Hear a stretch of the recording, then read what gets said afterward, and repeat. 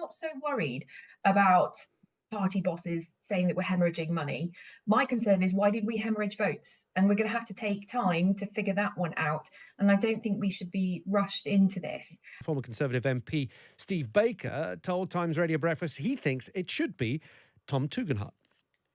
The truth is that Damien and I have always recognised one another as rightfully part of the Conservative family, united by our belief in freedom and fiscal responsibility and so on, sound Conservative values. And we both agree that in these circumstances, the right person to bring the Conservative electoral coalition back together is Tom. There we go. That was Steve Baker. And I should say that Tom Tugendhat has also been a political frenemy here on this segment of the show. He was our Christmas special, and his political frenemy was Angela Rayner. And it was a great one too. Fay, what are your thoughts on what's been reported in the Times today? Do the Conservatives need to get a move on to select their new leader, or should they take a little bit more time before doing so? I'm a big fan of the take your time approach. We have to recognise the massive signal that was sent to us by the electorate a couple of weeks ago.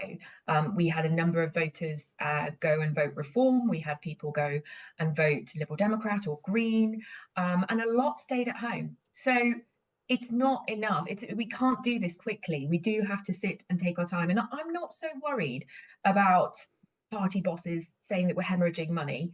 My concern is, why did we hemorrhage votes? And we're going to have to take time to figure that one out. And I don't think we should be rushed into this. The Prime Minister has a very clear majority that is not under threat for a long time. And I think if we take an extra few weeks to figure out who we should be as a party, and that isn't just a conversation about who should lead that party, but who we are as a political force. If we take a few more weeks to do that, then I'm totally fine with that. And who would you like to see take the leadership of the Conservative Party?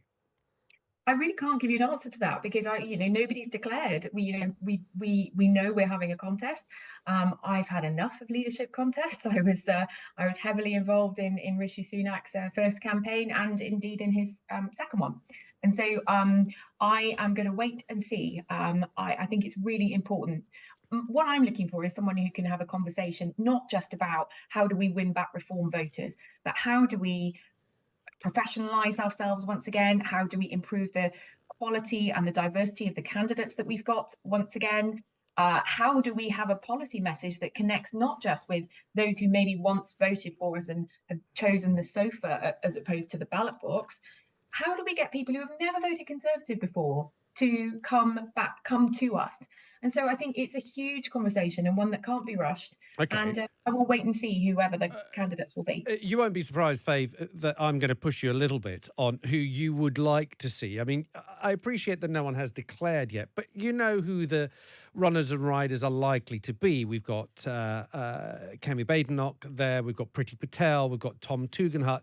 We do also have a clear premise that the Conservative Party has to deal with. Do they lurch to the right in order to gather those Reform votes? Do they lurch to the centre in order to re-engage with some of the votes that they lost? Which direction would you like to see them go? And go on. If you had your dream candidate, who would it be? I will play for time and think about that one as I answer. Look at Keir Starmer. He dragged the Labour Party, kicking and screaming, back to the centre, so much so that a lot of people don't know what it stands for anymore. And, he did that by having a very professional, very slick operation. It was a campaign of nothing, but it was beautifully executed. They didn't put a foot wrong throughout the entire campaign. So, I'm one of these odd people who thinks that campaigns are won from the centre, general elections are won from the centre, because that's where you build the broadest coalition of people who are going to vote for you. So to me, I haven't seen a single candidate emerge yet as a favourite. I'm very much not in the Suella Braverman camp, but anybody else would be fine by me. Okay, well, at least I got a name out of you. There we go, even if it's who you don't want to see there. Last question for both of you, and it's a really interesting one. So keen to get your thoughts.